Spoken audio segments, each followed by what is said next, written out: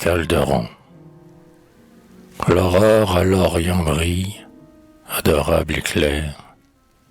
Les cœurs sont frémissants, les fleurs jonchent le sol, et nous venons chanter ton hymne séculaire aux glorieux enfants du doux ciel espagnol.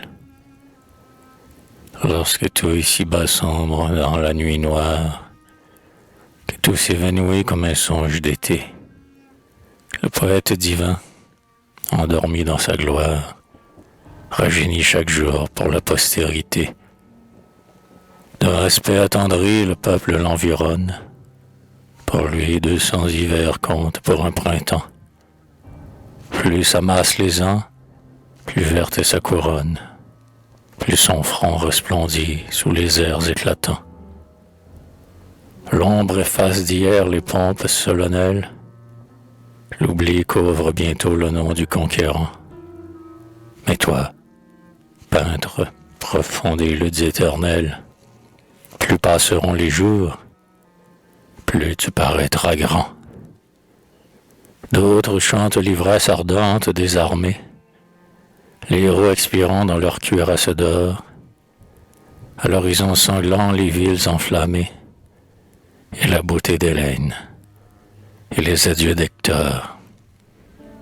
Tournés vers les pays où le soleil se lève, ils franchissent sans peur les bornes du réel, et s'en vont, éblouis, relevés dans un rêve, près du tombeau du Christ, le trône d'Israël.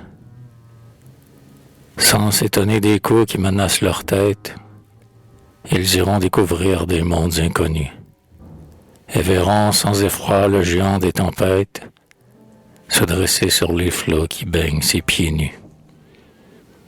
D'autres, assis au bord des murmurants rivages, s'élèveront leurs vers qu'écoute Amaryllis, les monts et les forêts et les grottes sauvages et les vallons discrets tout parfumés de lys. Les troupeaux regagnant les huttes embaumées, les chastes visions debout sur les hauteurs, les agrestes maux de montent les fumées, et les chants alternés des antiques pasteurs. La nymphe sur le lac dénoie sa ceinture, les dieux qui ne sont plus et qu'on pleure toujours. Ton charme et tes splendeurs, ô féconde nature, ton poème immortel et tes jeunes amours. Toi, Calderon, tu fus de ces voyants sublimes qui, se couvrant d'un masque effrayant ou moqueur, du haut de leurs tréteaux ont sondé les abîmes que l'homme épouvanté cache au fond de son cœur. L'homme seul, rien que lui, tel sera ton domaine. L'éternel voyageur qui d'un pas incertain marche sans s'arrêter et sans voir où le mène, dans la profonde nuit, l'implacable destin. L'homme, avec le vautour qui le tient dans ses serres, sa bouche qui tantôt dit oui, tantôt dit non, sa pourpre et ses haillons, sa joie et ses misères, son rire gigantesque et ses douleurs sans nom. L'homme avec ses désirs qui rempliraient sans vie, ses élans vers un but qui fuit loin de ses yeux, ses soifs de l'idéal toujours inassouvi, son vol toujours brisé vers le gouffre des cieux. Ô puissant chanteur, tu nous ravis notre âme, tu nous berces et tu nous étreins tour à tour, lorsqu'à nos yeux charmés tu déroules ton drame, fait de terreur intense et d'ineffable amour.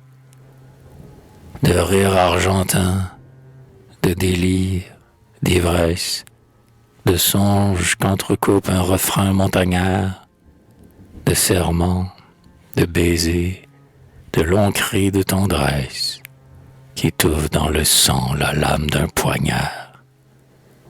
Ton drame, large, immense, au contraste sans nombre, qui palpite et sourit des siècles orgueilleux, où se révèle un âge enseveli dans l'ombre, où revit tout un monde étrange et merveilleux. Ton drame, où du tombeau surgit la vieille Espagne, avec ses blanches tours et ses donjons massifs, ses amants et ses rois errants dans la campagne, ses dames s'endormant sous les arbres pensifs. Ces passages obscurs, où dans les nuits fiévreuses, les galants cavaliers rôdent à pas de loup, sous les balcons de fer des belles amoureuses, qu'espionnent de loin les hidalgos jaloux. Ces buveurs, ces bouffons dignes des épopées, ces bandits adorant chaque croix du chemin, ces nocturnes combats où grincent les épées, ces moines s'avançant le rosaire à la main. L'Espagne du passé, vénérable, héroïque, avec son peuple fier au vieux sol attaché, et son vieux point d'honneur formidable et stoïque, qui veut que l'homme meure avant d'être taché. L'honneur, le mot sacré devant qui tout s'efface, le lien éternel et la suprême loi, le trésor 3 fois saint qu'on vénère et qui passe, toujours avant l'amour, peut-être avant la foi. L'honneur, tel est le feu qui consumait ton âme, le phare qui toujours a tes regards à lui, et ton verre à garder la trace de la flamme qui te brûla jadis et nous brûle aujourd'hui. C'est grâce à ce flambeau que ta race indomptée resta libre et superbe, et brava l'oppresseur. Vieille terre du Cid, tressaille et sois fêtée par la France qui t'aime et te nomme ma sœur. Naguère encore la paix du monde était bannie, les penseurs héritaient des haines des aïeux, et quiconque, au Sophocle, adorait ton génie, devait nommer Shakespeare en détournant les yeux. Maintenant, il n'est plus de joug ni d'anathème.